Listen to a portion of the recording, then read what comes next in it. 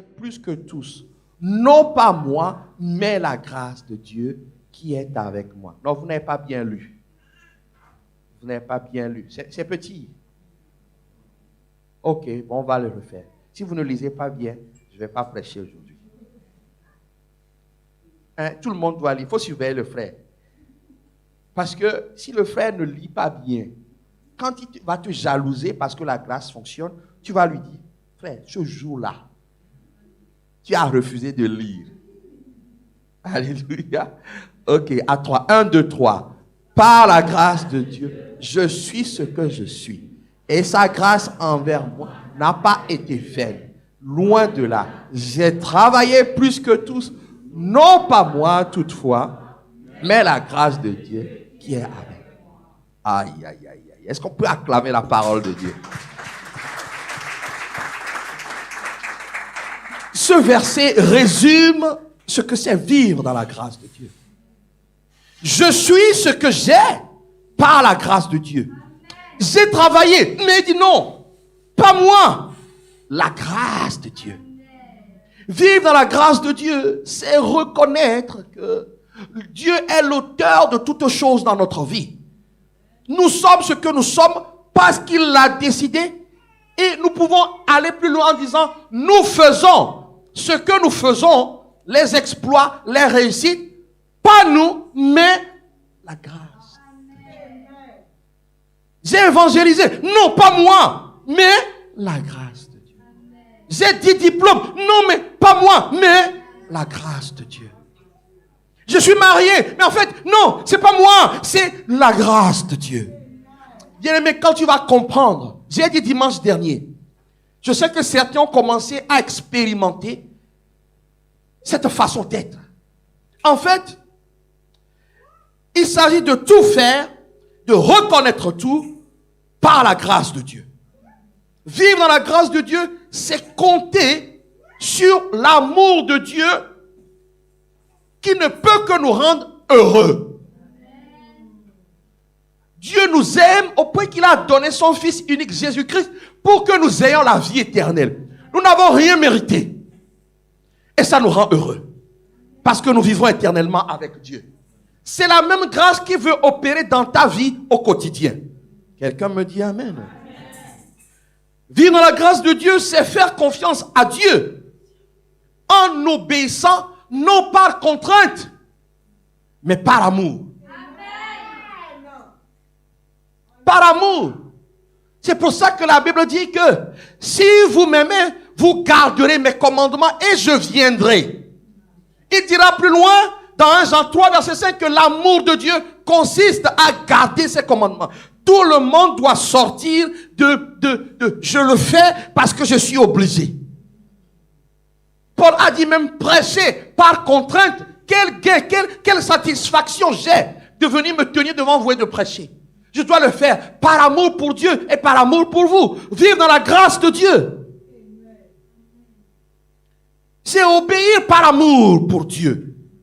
Alors, t'imagines, s'il y a des récompenses qui sont liées à l'obéissance, des récompenses qui sont liées à la foi, des récompenses qui sont liées à la grâce, est-ce qu'il y a quelque chose qui va te manquer? Ceux qui restent uniquement dans l'obéissance, par obéissance, ne peuvent pas toucher le cœur de Dieu. Ils doivent faire par amour.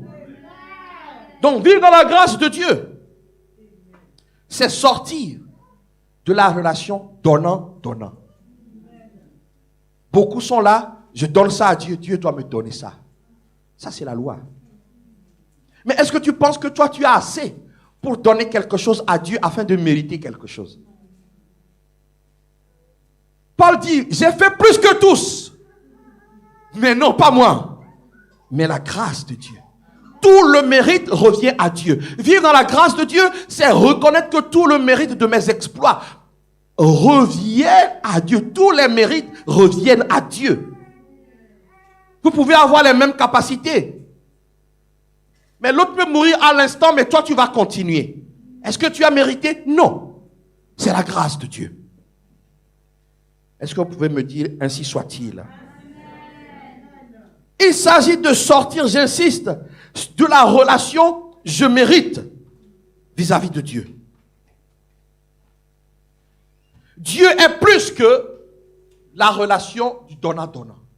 Dieu est plus que la relation du je mérite. Si vous ne sortez pas dans la relation du donnant-donnant, nous allons devenir orgueilleux. Nous allons devenir vindicatifs. Si je suis ici, c'est parce que je le mérite. Si j'ai ça, c'est parce que je le mérite. Ceux qui raisonnent comme ça, le jour où Dieu serre la main, il n'y a plus rien qui sort. Ils commencent à traiter Dieu d'injuste. Vivre dans la grâce, c'est reconnaître la justice divine, qui n'est pas notre justice. Vivre dans la grâce, si tu restes, je suis très clair, moi-même j'enseigne l'obéissance. Alléluia. Dieu m'a enseigné sur l'obéissance qui soutient l'élévation. L'obéissance soutient l'élévation. L'obéissance te maintient à un niveau. Mais ce niveau-là, c'est dans la grâce de Dieu. Tout le monde ici enseigne à vos enfants de sortir de cette relation. J'ai fait ça à Dieu, il doit me faire ça. Il ne te doit rien. Vivre dans la grâce de Dieu, au final, c'est un don de Dieu. Et il faut savoir en profiter. Je dis souvent à mon épouse, mais regarde-les. Regarde comment ils sont détendus. Il y a des églises bien aimées, ils sont détendus. Nous sommes allés avec ma fille à Barcelone et nous sommes allés visiter une église. C'est une église que des jeunes gens.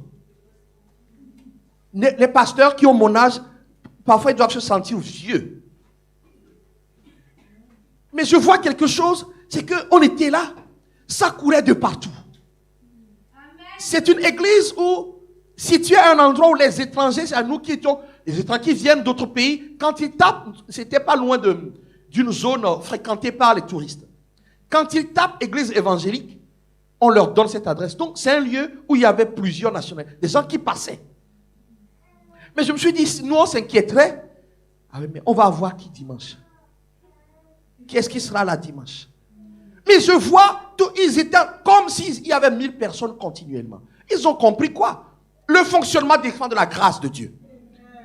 Je voyais, il y en avait qui filmaient. Ça, je dis, mais comment c'est possible? En fait, on ne peut faire ça que par amour pour Dieu.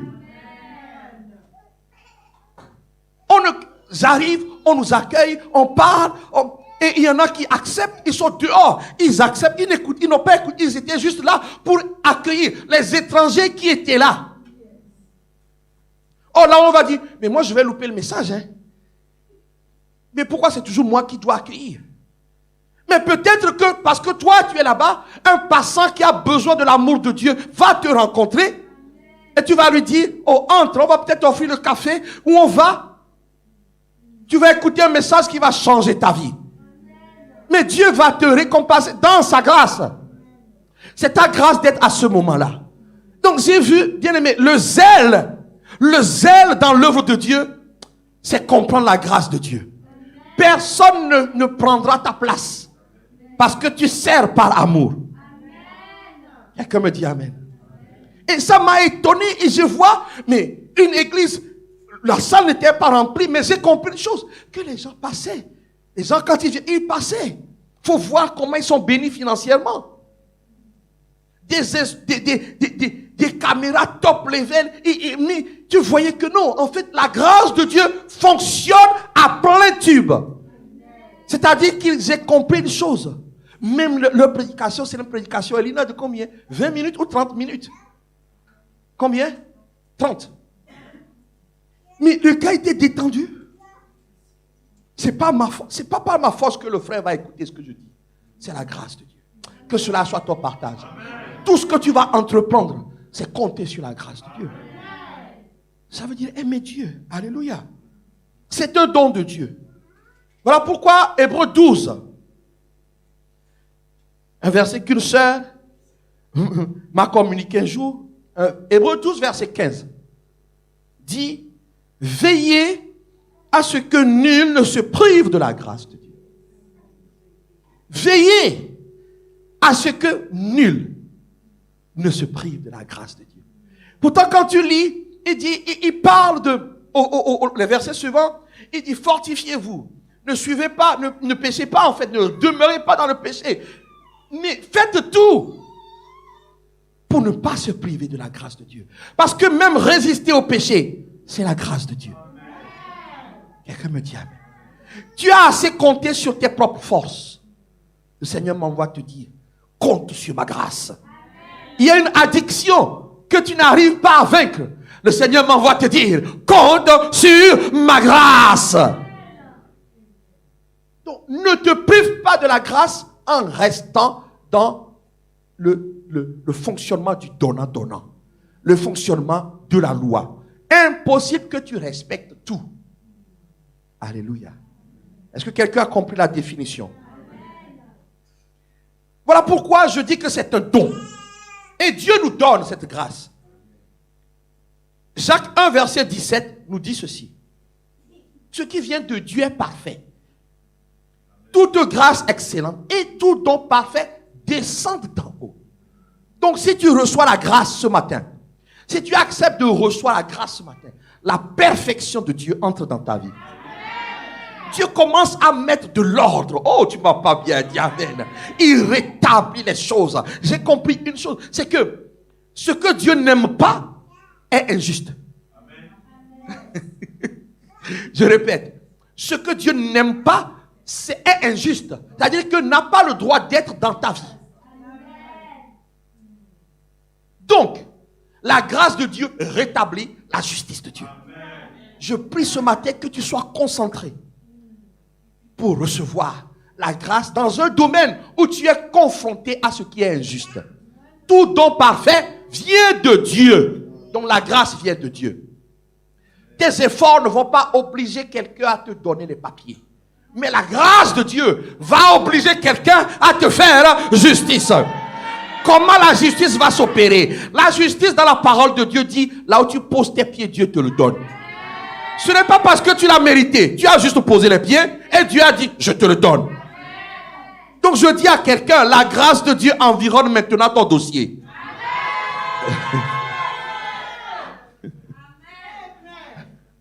La grâce de Dieu met de l'ordre dans ton héritage. Oh, tu ne m'as pas bien dit amen. Ce que tu dois hériter, si Dieu décide que c'est à toi, qui est-ce qui peut? Comptons sur la grâce de Dieu.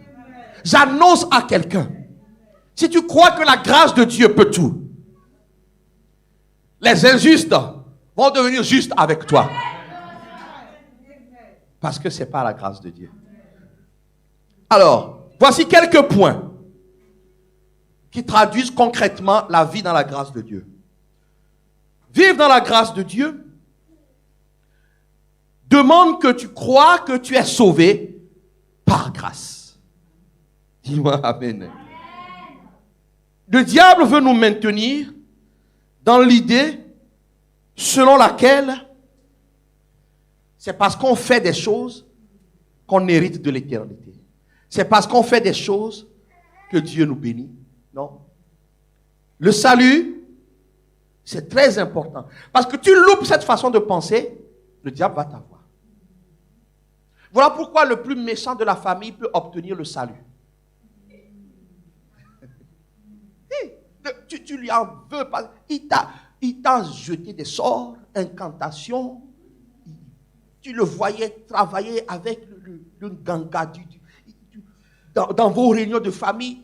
Tu voyais qu'elle était chargée de démons. Personne ne veut se mettre à côté de lui ou à côté d'elle. Lui-même, il revendique qu'il est un sorcier. Il revendique qu'il fait des pratiques occultes. En Europe, où blanc, noir, jaune, tous. Il revendique. Donc, quand il y a une réunion de famille, on demande, est-ce qu'il est là? S'il est là, je ne viens pas. Est-ce qu'elle va venir? Je ne viens pas. Quand tu oses aller, qu'on dresse la table, tu dis, qui est-ce qui est là? On dit que c'est elle. Il dit, ah, je vais me mettre à côté. Il revendique qu'il est franc-maçon. Il revendique qu'il fait tout. Mais un jour, la lumière lui arrive. Il croit. Il est sauvé. Au lieu que tu sois réjoui, toi tu es resté dans la maltraitance qu'il t'a causée, parce que tu dis qu'il ne mérite pas, c'est parce que tu n'as pas compris la grâce de Dieu. Donc le point crucial pour vivre dans la grâce de Dieu, c'est de comprendre que nous sommes sauvés par grâce. Éphésiens 1,7 dit, nous avons la rédemption par son sang, la rémission des péchés, selon la richesse de sa grâce. Nous étions morts par nos offenses, et Christ est venu nous sauver. Titre 2, verset 11, dit, la grâce de Dieu, source de salut pour tous les hommes. Pour faire partir de l'église de Jésus-Christ, il faut être sauvé. Et sauvé comment? Pas par mérite, par grâce. Quand tu comprends ça, le reste devient facile. Quelqu'un me dit amen. Vous devez vous rappeler tous les jours que vous êtes sauvé par grâce. Si un jour tu te lèves, tu ne dis pas merci pour le salut, tu as un problème. Tu vas commencer à dire, je mérite. Alléluia. Nous n'avons pas mérité notre salut. La Bible nous dit que la grâce est venue nous sauver.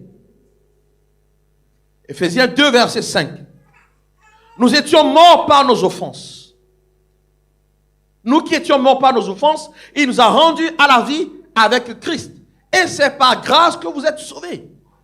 La grâce est venue nous sauver.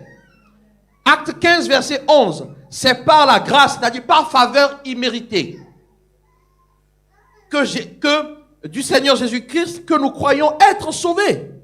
La première base, c'est de reconnaître que nous sommes sauvés, non pas par mérite, mais par grâce. Alléluia. Il faut que tu acceptes ça. Ça veut dire aussi que ce ne sont pas les œuvres qui sauvent. Moi, j'ai fait ci, j'ai fait ça. Quand je me suis converti, j'ai lu un livre ou une histoire, j'ai entendu. C'est que des gens se disaient, moi j'ai fait ci, moi je fais ça, donc j'irai au ciel. Et l'exemple qui m'est resté, c'est la création d'écoles. Je fais les œuvres sociales. J'ai construit 5 écoles. Les enfants vont à l'école sans payer. Donc je fais les bonnes œuvres. Comme certaines religions. Pour hériter du paradis, il faut faire 7 piliers. Notamment ce qu'on appelle l'aumône. L'aumône. Je fais l'aumône. Est-ce que tu as déjà entendu quelqu'un dire, moi je fais que des choses bien, donc je dois hériter de la vie éternelle. J'irai au paradis. Si vous êtes là-dedans, ce n'est pas à vivre dans la... Vous oubliez l'œuvre de Jésus-Christ. Romains 11, verset 6. C'est par grâce et ce n'est plus par les œuvres. Autrement, la grâce n'est plus la grâce. Si c'est par les œuvres, ce n'est plus une grâce. Autrement, l'œuvre n'est plus une œuvre. L'œuvre se différencie de la grâce. L'œuvre doit accompagner la grâce, mais l'œuvre ne peut pas remplacer la grâce. Alors je dis quand on discutait, je dis, le trafiquant de drogue. Regardez les trafiquants de drogue. Ils font plein de belles actions. Ils ont plein d'œuvres caritatives. Mais ils tuent en même temps. Ils méritent d'aller au ciel, selon vos critères. Mais Jésus peut les sauver. Ce ne sont pas les œuvres. Le point de départ de la vie dans la grâce, c'est de reconnaître que ce ne sont pas les œuvres. Les œuvres doivent accompagner ta foi, mais ne peuvent pas remplacer ta foi. Alléluia. Alléluia. Donc, premier point pour vivre dans la grâce, c'est reconnaître tous les jours que tu es sauvé par grâce. Ce n'est pas parce que ta mère prie. J'aime cette expression africaine. Ah, ma mère prie. Vous avez déjà entendu ça? Ma mère prie beaucoup. Ma mère, pasteur, ma mère prie beaucoup. Ma mère prie beaucoup. Mais ce n'est pas parce que ta mère prie beaucoup que tu es sauvé. Il faut une rencontre personnelle avec Jésus. Écoutez-moi bien, peut-être que ça fait longtemps que tu viens à l'église. Si tu n'as pas rencontré Jésus personnellement, tu iras en enfer. Ce n'est pas ça la bonne nouvelle. La bonne nouvelle, c'est que quiconque croit est sauvé.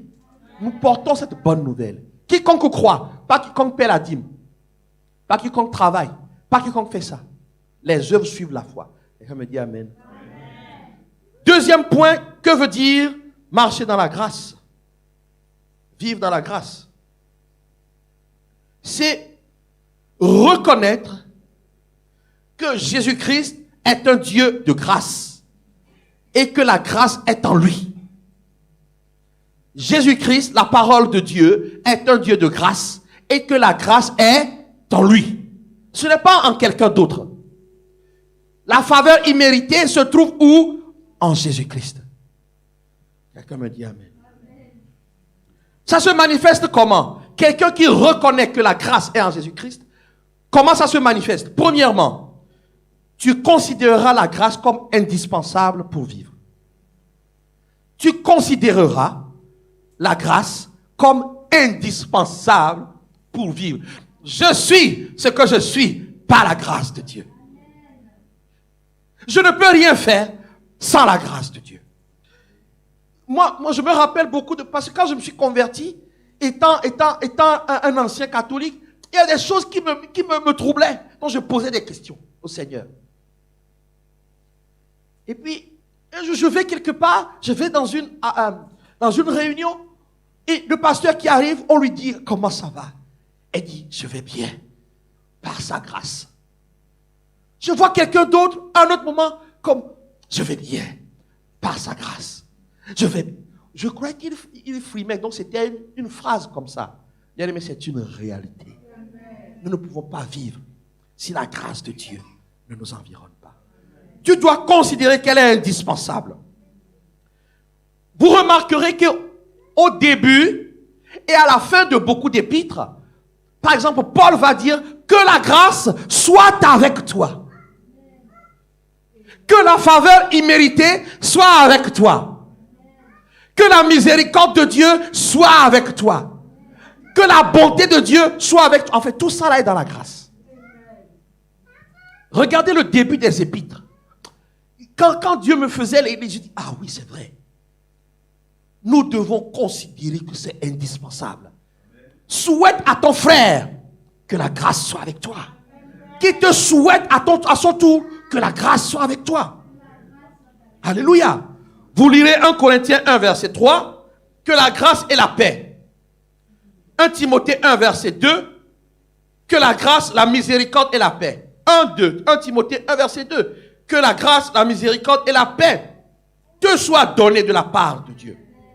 2 Jean 1, verset 3, que la grâce et la miséricorde et la paix soient avec vous de la part de Dieu. Quelqu'un doit considérer que j'ai besoin de la grâce de Dieu. Dieu est un Dieu, comment dire, qui ne force pas. Le Saint-Esprit, comme on dit, c'est un gentle esprit. Il ne forcera pas. Mais celui qui désire la chose va l'obtenir. Jésus va dire, si vous avez soif, venez et buvez. Je suis en train de dire à quelqu'un, tu luttes beaucoup parce que tu dis, je mérite une femme comme ça. Pourquoi ma femme est casse-pied comme ça? Ce n'est pas la femme que je mérite. Au lieu de dire, Seigneur, par ta grâce, change-la. Frère, tu n'as pas mérité la femme là. Hein? Si c'était une question de mérite, une femme a dit, frère, si ce n'était pas Jésus, hein. Genre, c'est Jésus qui a fait cette œuvre-là, bizarre pour les hommes, mais qui marche. Donc, de temps en temps, elle lui dit, mais frère, si tu savais les gars qui me couraient après, fils de ministre, et aussi ceux qui étaient à 2 chevaux, les piétons, mais ceux qui avaient 4x4, ceux qui avaient 6, ils couraient, ils passaient. Donc, ce que tu es en train de faire là, si ce n'avait pas été Jésus, Jean, pour te dire, tu ne m'as pas mérité. Mais moi, je la regarde. J'ai dit, regarde-moi bien. De la tête jusqu'aux pieds. Un gars aussi intelligent. Un gars aussi beau comme ça. On ne t'a pas dit mon surnom. J'avais des surnoms. J'avais des surnoms de scène. Je m'appelais Joe Ice T. Joe. Et je m'appelle Massour El Jobel. Je m'appelais Mister Nour. Donc tu crois quoi? Que toi là, tu me méritais? C'est comme ça que la division commence à rentrer dans le foyer. Parce que tu commences à dire, tu ne me mérites pas. Mais non, en fait, je ne te mérite pas vraiment, c'est la grâce. Mais toi aussi, tu ne me mérites pas. Je ne suis pas quelqu'un qu'on a raconté, ramassé dans le marché. Ça s'appelle la grâce. Donc, en fait, ce que je suis en train de dire, les luttes que tu as, si tu comptes sur toi pour les résoudre, tu vas souffrir. C'est le moment de dire que je reconnais que la grâce est indispensable. Quelqu'un me dit amen. Comment se traduit le fait de que la grâce en Jésus-Christ? Deuxièmement, c'est que je dois valoriser la grâce. Je dois célébrer la grâce. Je dois acclamer la grâce. Moïse a dit au Seigneur dans Exode 33, comme on a dit, Seigneur, fais-moi voir ta gloire. Il a dit, tu ne me verras pas. Ça dit que la gloire est attachée. Mais tu verras ma bonté. Célèbre la bonté de Dieu. Quand tu te lèves, célèbre la miséricorde de Dieu. Quand on adore ici, sois reconnaissant. Il faut que quelqu'un reconnaisse. Et tu dois te dire, je valorise la grâce de Dieu. Je ne valorise pas le mérite. Parce que je n'aurai jamais assez à donner à Dieu pour dire que je mérite.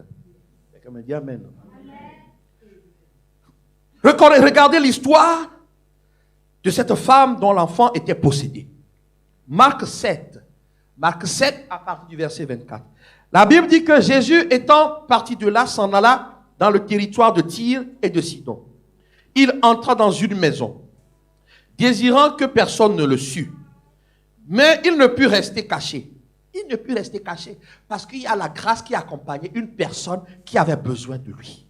Quand la grâce de Dieu t'accompagne, si tu l'acceptes, Dieu entre toujours dans la bataille. Même quand il ne veut pas agir, il regarde, tu vois, il regarde la foule, il regarde ici. Il dit non, ma grâce. Je vois ma grâce sur la sœur. Je dois intervenir. Que cela soit ton partage.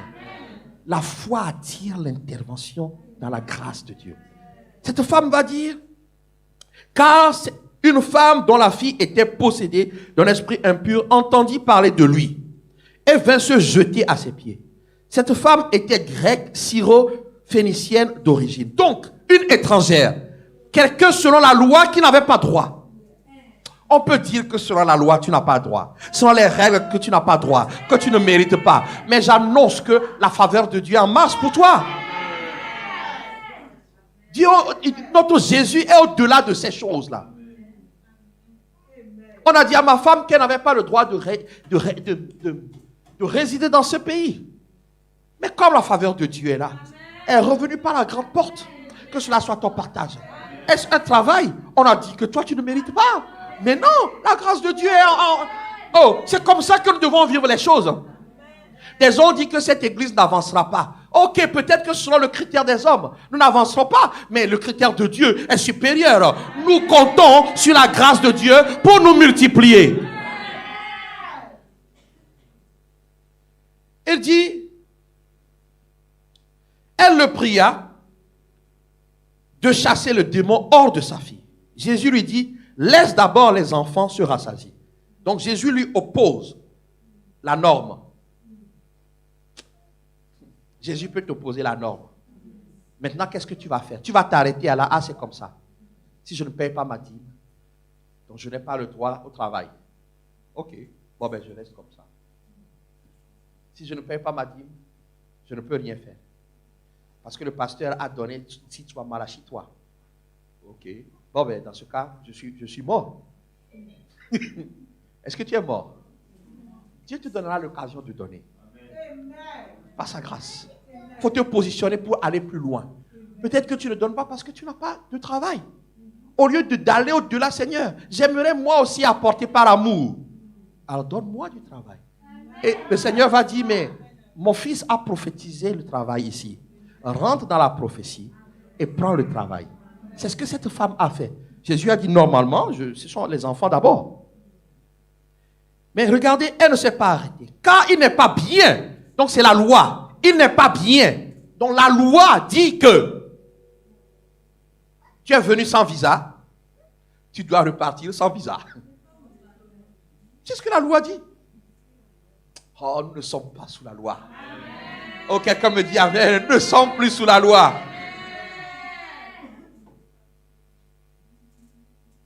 On n'a pas prévu de te faire hériter. Il y a un testament. On va changer le testament en ta faveur. Et la Bible dit que, verset 28, il dit, oui Seigneur, ok Seigneur. Mais les petits chiens sous la table mangent les miettes des enfants. Alors il lui dit, à cause de cette parole, va, le démon est sorti de ta fille. Elle a reconnu que Dieu est un Dieu de miséricorde. Et elle a valorisé, elle a célébré la miséricorde de Dieu. Tu veux vivre dans la grâce de Dieu? Ne célèbre pas la loi. Célèbre la miséricorde. Célèbre la faveur de Dieu. Aussitôt le démon quitta sa vie. Je crois ce matin que l'oppression qui était dans ta vie, qui cherchait à te faire reculer. Si tu crois que Dieu est miséricordieux, les démons quittent ta vie ce matin au nom de Jésus. Ne t'arrête pas à ce qui est écrit. Va au niveau de l'esprit. Jésus dit, ce n'est pas bon, ce n'est pas bien. Mais la femme dit que Dieu est au-delà de ce qu'on peut dire bien ou mal. Dieu est au-delà. Quelqu'un me dit amen. Ce n'est pas en contradiction avec la parole. Dieu est miséricordieux. Donc il faut valoriser, il faut célébrer la grâce. Alléluia. Alors ce point-là, valoriser, ça veut dire ne te prive pas de la grâce. Cherche la grâce à tout prix. Cherche la grâce à tout prix. Vous savez, il y a des moments, Dieu peut te dire, va visiter tel frère. Ben, je n'ai pas d'affinité avec. Mais non. Dieu a préparé un festin de grâce là-bas. Aussitôt que tu as mis les pieds là-bas, aussitôt la grâce travaille. Il y a des personnes, moi je sais comment ça fonctionne. Je dis, je vais venir te visiter. Tu ne sais pas pourquoi. C'est parce que Dieu m'a donné l'ordre. Et Dieu sait que quand nous allons être en contact, il a décidé de répandre sa grâce. Alors, en venant chez toi, je célèbre la grâce. Quelqu'un me dit amen. Il faut célébrer la grâce. Ça veut dire quoi? Croire en cette grâce en Jésus. Troisièmement, c'est décider de recevoir les choses par grâce. Je vais recevoir mon mariage par grâce. Pas parce que je suis beau ou je suis belle. Alléluia. Alléluia. Mon diplôme par grâce. Dis dans la grâce, dis, je suis prêt à recevoir par grâce. J'ai dit quelque chose au Seigneur. Vous ne le dites pas à ceux qui ne sont pas là. À ceux qui sont connectés, vous ne leur dites pas. J'ai eu une discussion avec mon épouse il y a 2 semaines, dimanche, avant de monter. Je lui ai dit, sœur, je dois me donner tout entier à l'œuvre de Dieu.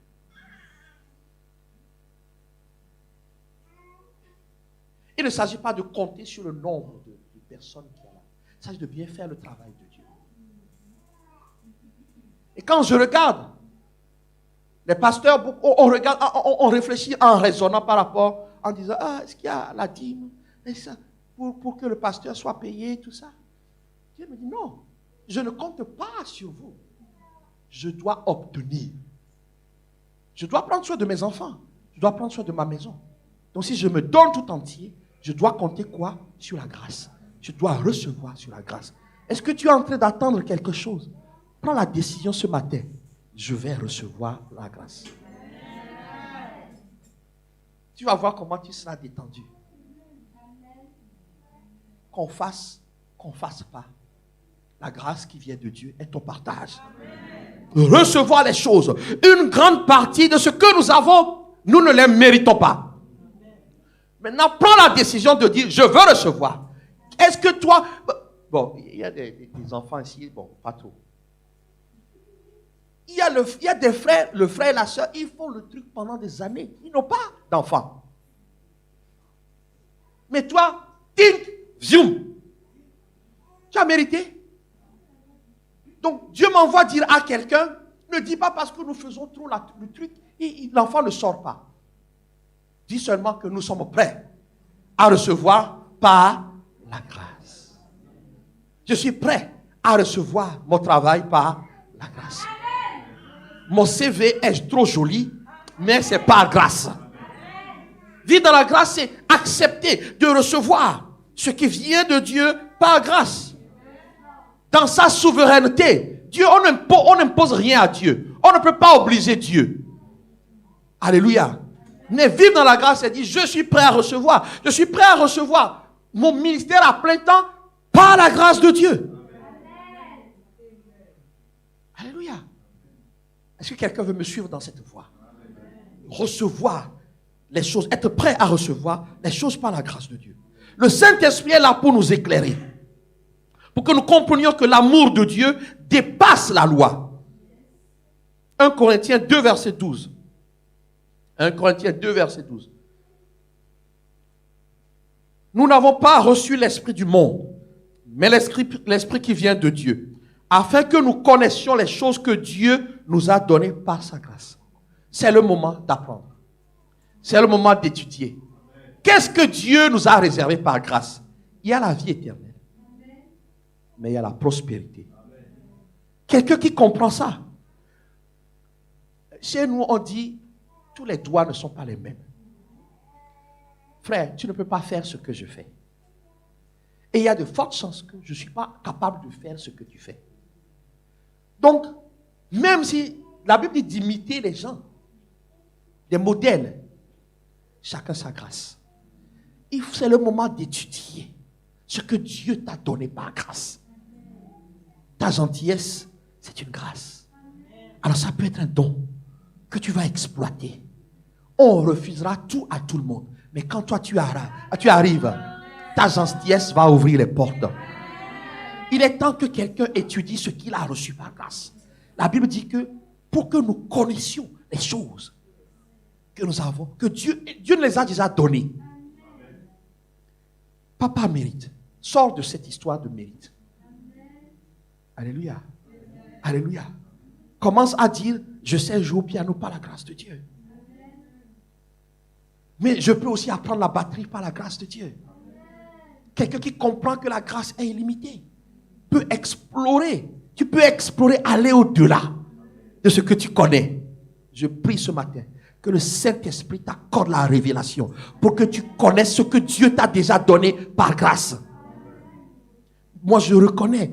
C'est une grâce que Dieu m'a faite de venir dans ce pays. Sinon, je crois que je n'aurais pas été converti. Peut-être que je serais déjà mort. Donc, je comprends que la France est un beau pays pour moi. Donc, c'est un don de Dieu pour moi. Alléluia. Alléluia. Parce que c'est dans ce pays que Dieu m'a établi. J'ai fini mes études. J'ai joué au foot. Je me suis marié. J'ai des enfants. Je sers Dieu. Mais je sais qu'il y a encore d'autres choses. Que le Saint-Esprit t'éclaire pour que tu connaisses ce que Dieu t'a donné afin de recevoir. Alléluia. Si cette femme n'était pas allée, elle savait que Dieu lui avait donné la délivrance de sa fille par grâce. Cherche mon frère, cherche ma soeur. Alléluia. Recevoir par grâce. Il faut que tu aies un fichier.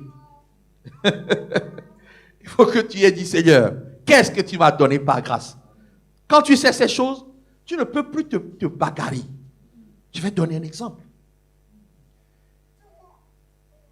Dieu m'a fait cette grâce que quand j'adore, les vies sont touchées.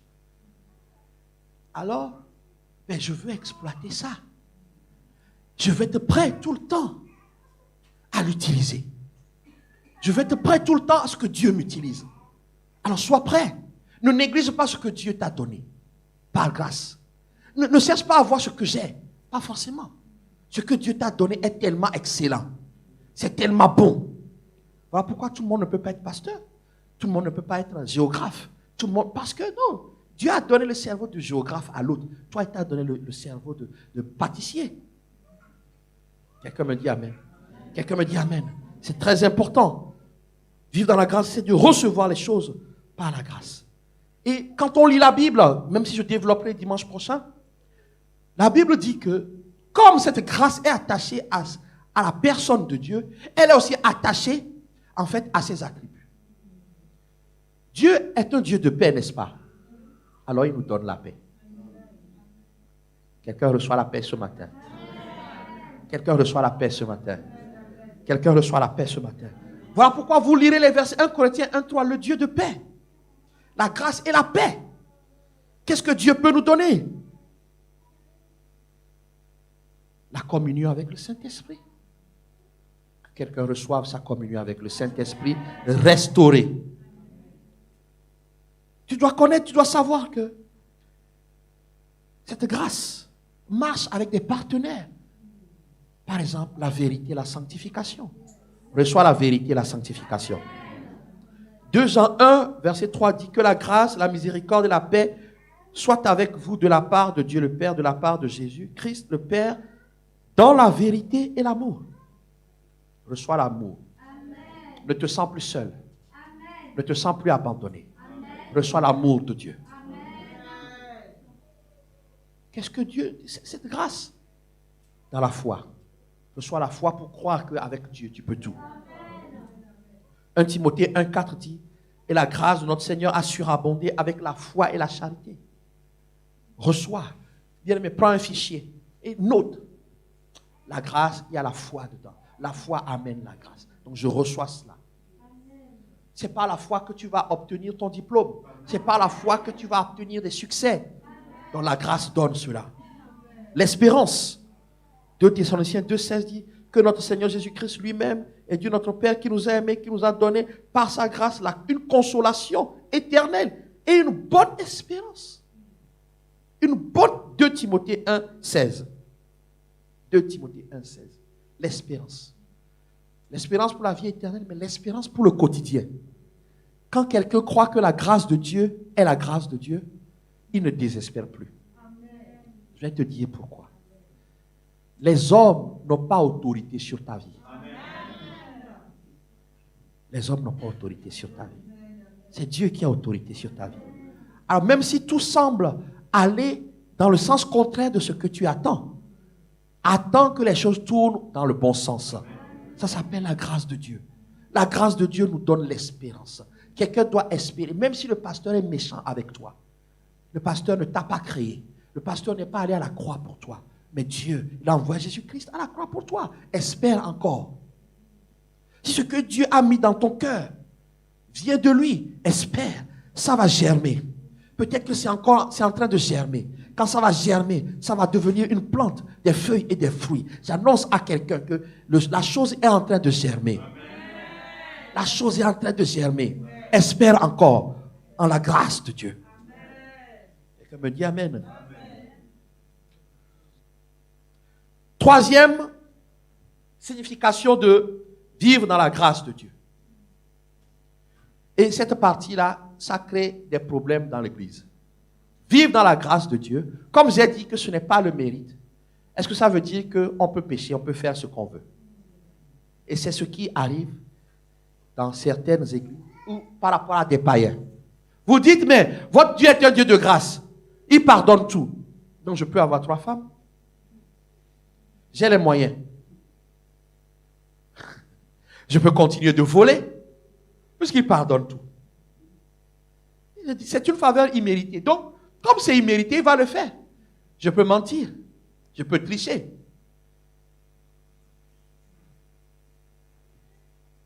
Si on m'a dit d'utiliser la calculette, juste où il y a 1, 2, 3, 4, 5, 6, 7, 8, 9, et puis 3 plus égal, et puis diviser, moi je vais prendre une calculette où on peut enregistrer les cours dedans. C'est la grâce. C'est la grâce. Oh, ça a commencé avec notre génération. Hein. Quand je faisais les sciences éco, nous on nous disait prenez une calculette où il n'y a que... Et je venais d'arriver en Europe. Je me suis rendu compte que mes camarades, ils avaient des calculettes sophistiquées. Ils rentraient des pages entières de cours d'économie. Parfois, je dis, mon fils, ta calculette là, c'est moi qui l'ai achetée, mais c'est autorisé. Il dit, mais pas, c'est autorisé. La question est, comme c'est la grâce, est-ce que je peux tricher? Puisque Dieu me pardonne, ce n'est pas mérité. Dieu ne nous traite pas selon ce que nous méritons. Je vais nous mettre tous d'accord. Ce mot-là qui est marqué ici, là, c'est dans la grâce. Ce se mettre à part pour Dieu par sa grâce et dans la grâce.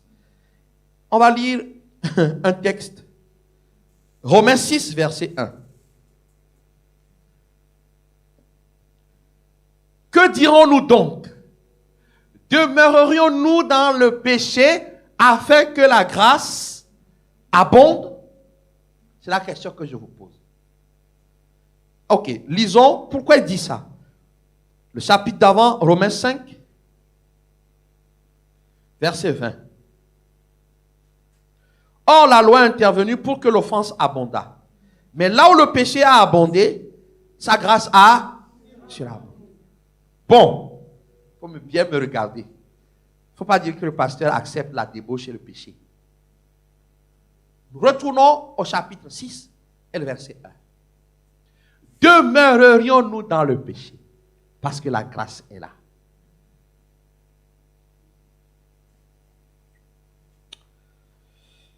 Le verset 2 dit quoi? Dis avec moi, loin de là. Dis avec moi, loin de là. Dis avec moi, loin de là. C'est ça qui divise l'Église ou donne l'occasion aux païens de ne pas suivre Jésus. Puisqu'on dit que là où le péché a abondé, tu as déjà cité ça dans tes prières, non? Est-ce que quelqu'un a déjà cité ça? Là où le péché a abondé, ta grâce a surabondé. Si tu as cité ça dans tes prières avec moi, lève les mains que je vois. Les autres sont très parfaits. Gloire à Dieu, nous sommes que quelques-uns. Là où la grâce, Seigneur, tu as dit que là où ta grâce a surabondé, et mon péché, ta grâce surabonde. Et le Saint-Esprit te dit, est-ce que ça veut dire que tu dois continuer à voler? C'est ça. Est-ce que tu dois continuer à être rancunier?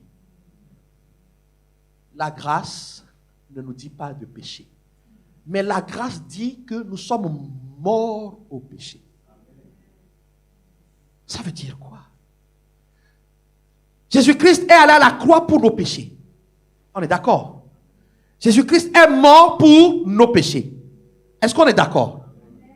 Donc, si on lit, on va prendre verset 4 du chapitre 6.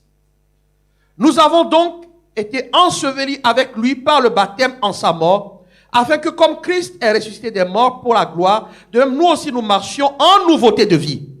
L'ancienne vie est morte. L'ancienne vie qui aime le péché est morte. L'ancienne vie qui pratique le péché est morte. Mort au péché, ce premier verset dit, quand tu viens à Jésus-Christ, tu meurs au péché, mais tu vis pour Dieu. Donc, nous devons nous disposer à vivre dans la sanctification. Quelqu'un me dit Amen. Quelqu'un me dit Amen. Verset 5. Si nous sommes devenus une même plante avec lui, par la conformité à sa mort, nous le serons aussi par la conformité à sa résurrection. Verset 6.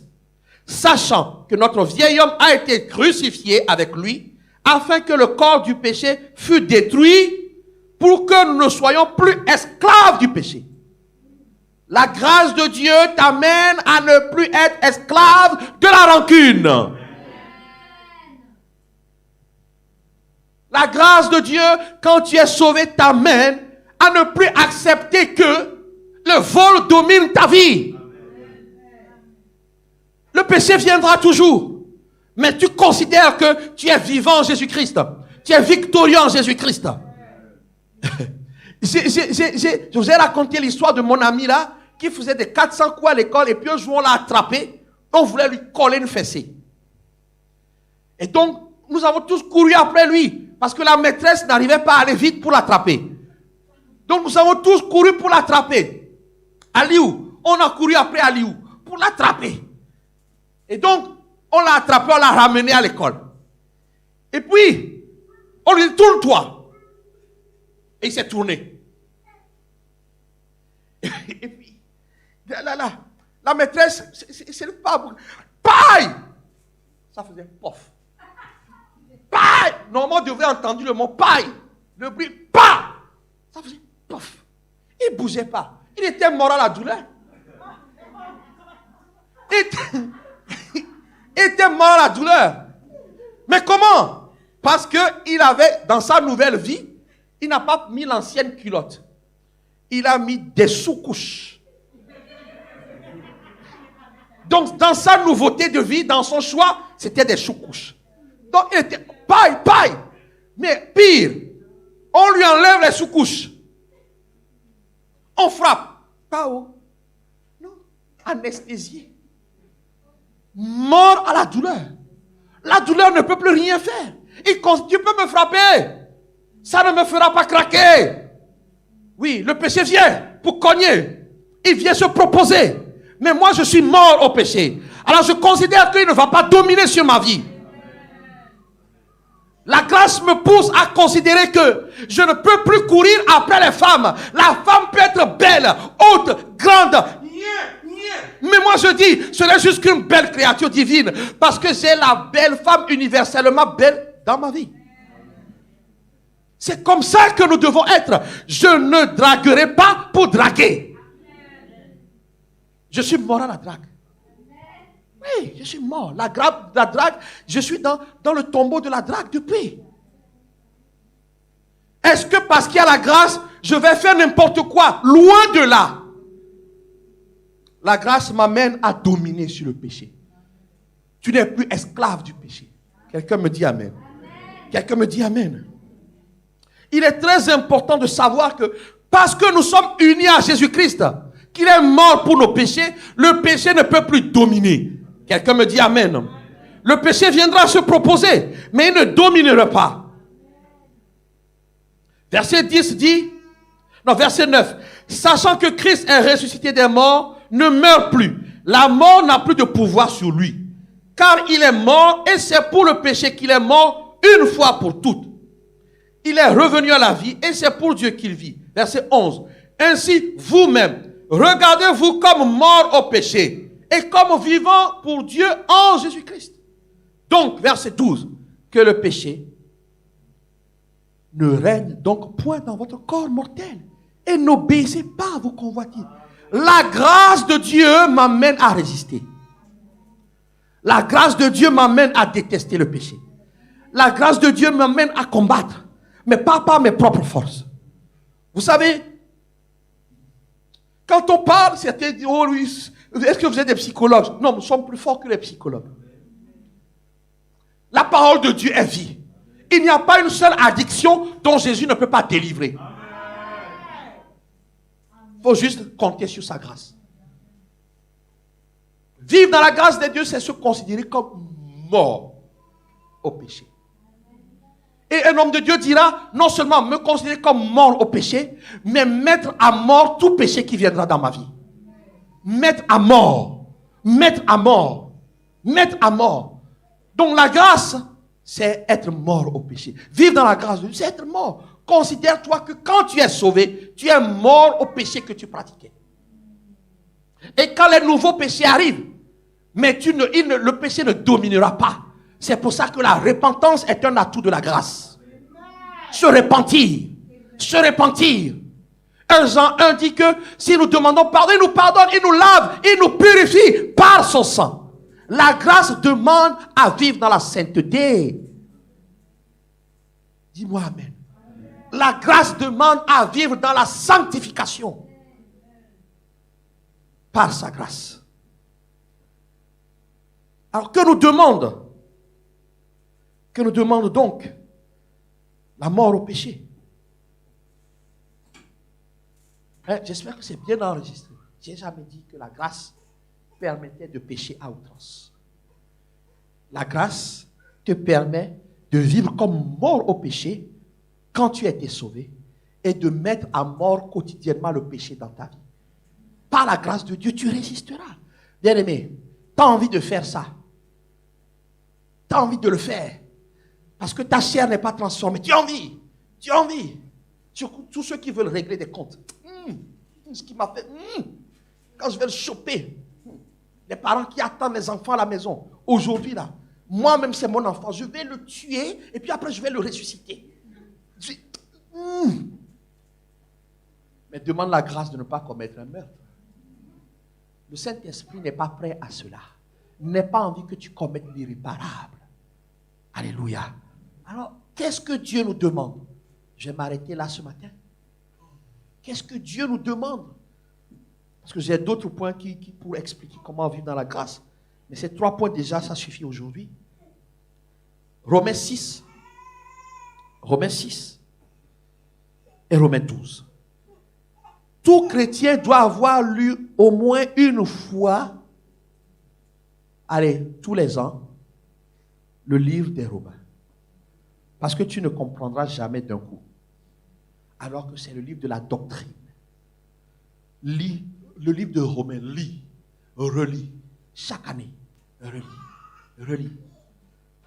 Romains 6, verset 13, vous dit ceci. Nous sommes dans la grâce. Donc, la grâce n'a jamais demandé qu'on ne fasse rien. Cette femme s'est avancée et il a saisi la grâce. Quelqu'un me dit Amen. Le verset 13 dit, ne livrez pas vos membres au péché. Ne livrez pas vos membres au péché. Comme des instruments d'iniquité.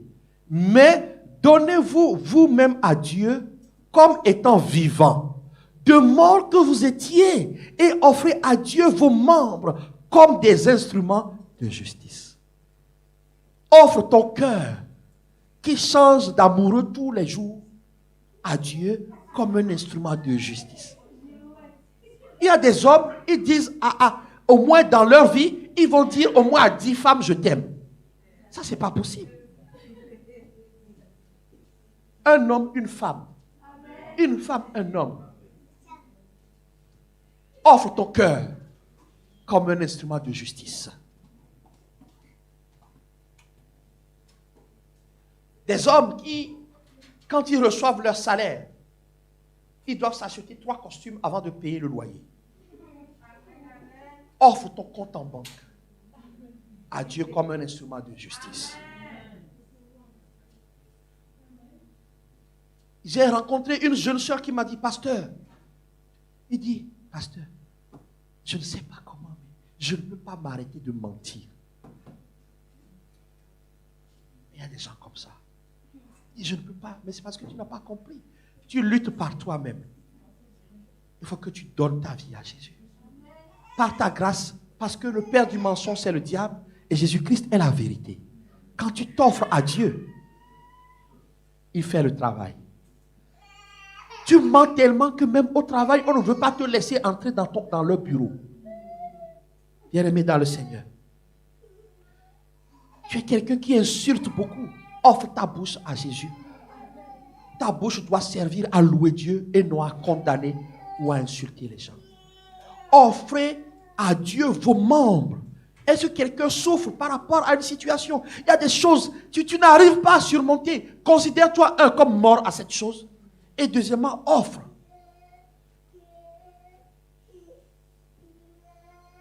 Des femmes qui ne sont jamais satisfaites. Offre ton cœur, offre ton corps à Dieu.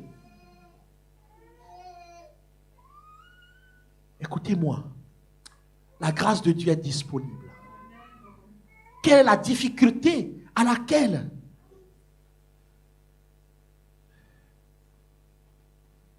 tu es confronté?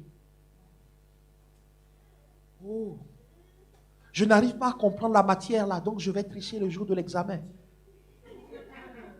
Offre ton cerveau à Dieu. Je suis très sérieux. Tu aimes trop te plaindre. Offre ton cœur et ta bouche à Dieu. Bien-aimé, la grâce est disponible. Je vais terminer avec ce verset de Romains 12. Nous continuerons la semaine prochaine. Romains 12, nous allons nous lever.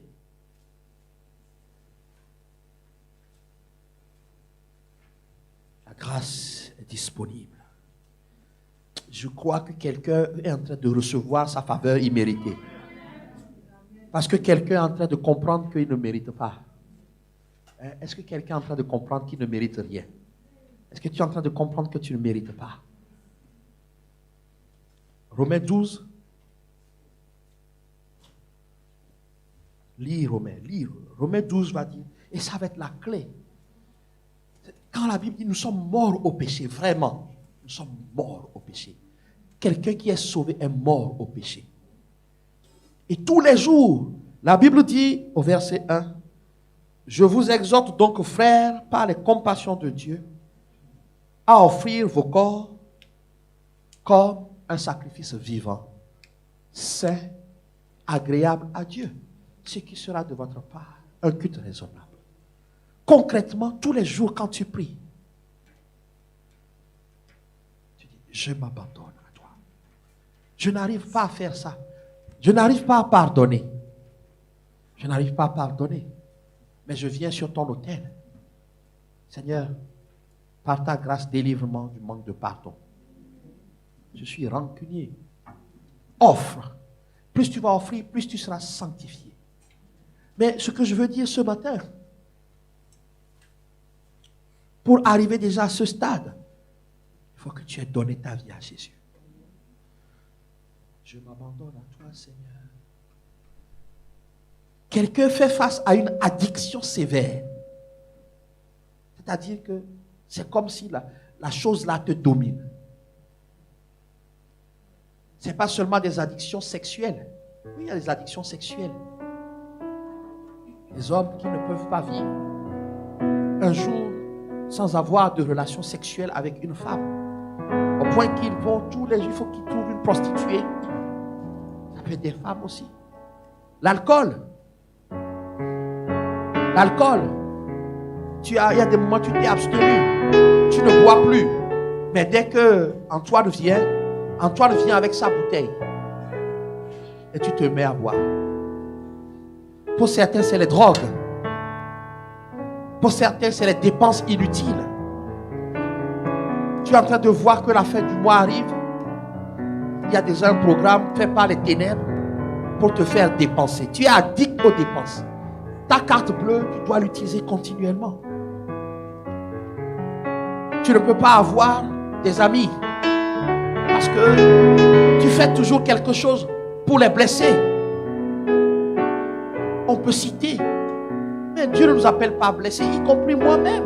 Moi, Dieu m'a déjà repris en disant, tu as été trop dur dans ta prédication. Seigneur, comment je vais faire? Nous, offre-toi à moi. Mais toi qui es ici, il faut d'abord mourir originellement au péché. Il faut mourir. Comment même? Il faut donner sa vie à Jésus. Sincèrement. Ce matin, je voudrais prier avec celui-là qui veut donner sa vie à Jésus afin de mourir au péché. Et je voudrais prier avec celui-là qui veut revenir parce que tu n'avais pas conscience de ça. Tu pensais que par tes propres efforts, tu pouvais y arriver. Il faut accepter que Jésus commence l'œuvre ce matin, que tu meurs au péché avec lui. Pour ça, il faut donner ta vie au Seigneur. Allons fermer les yeux. Vraiment, c'est un moment très important. Si tu es ici, si tu es connecté au Seigneur, tu es connecté à distance. La grâce, d'abord, nous l'avons obtenue pour la vie éternelle. La vie éternelle. Alors, si tu veux commencer, moi, je crois sincèrement que quand Jésus entre dans ta vie ce matin, différentes addictions vont cesser. Différentes dépendances vont cesser. Alors, fais cette prière avec moi ce matin. Vraiment d'un cœur sincère. Toi qui reviens, toi qui n'avais fait que à moitié, fais cette prière avec moi. Dieu Tout-Puissant, merci pour ma vie. Je reconnais que pour moi, par grâce, tu as envoyé Jésus-Christ à la croix pour mes péchés. Il a souffert. Il a versé son sang. Il est allé dans le tombeau. Il est ressuscité des morts le 3e jour. Il est monté aux cieux à la droite de Dieu. Je te demande pardon pour mes péchés. Lave-moi. Purifie-moi par le sang de Jésus. Je crois que je suis pardonné et justifié par son sang. À partir d'aujourd'hui, Jésus, je te reconnais, je te confesse et je te reçois dans ma vie comme mon sauveur et Seigneur personnel. Jésus, je te donne ma vie. Jésus, je t'offre ma vie. Jésus, je t'abandonne ma vie. Viens habiter en moi par ton esprit pour m'instruire, me diriger, me transformer. Merci Père de m'avoir accordé la vie éternelle, d'avoir fait de moi ton enfant et d'être pour toujours mon Père. Amen. Toi qui as fait cette prière aujourd'hui, mets la main sur le cœur. Que je puisse prier pour toi parce que ton cœur doit recevoir la présence du Saint-Esprit. Galates 4 dit que Dieu a envoyé dans nos cœurs son esprit afin que nous puissions hériter. Seigneur, je prie pour tes enfants vraiment qui ont fait le pas en disant ils veulent mourir au péché et commencer une vie de domination et non une vie d'esclavage. Je prends le sang de Jésus-Christ, j'efface leur nom de tout livre satanique. Et je prie, Seigneur Dieu, que ton esprit soit leur partage, qu'ils reçoivent à leur intérieur ton esprit, comme ta parole le dit. Ne savez-vous pas que vous êtes le temple de Dieu, l'habitation de son esprit? Qu'ils reçoivent le Saint-Esprit et qu'ils soient l'habitation, ton habitation, afin que la sainteté se répande dans leur vie. Je m'abandonne, ça nous abandonne, Seigneur, à toi, Seigneur. Pendant que tu chantes, dis, Seigneur, vraiment, je m'offre à toi. Je m'offre à toi ce matin. Oh, ce que tu voudras, je me donne.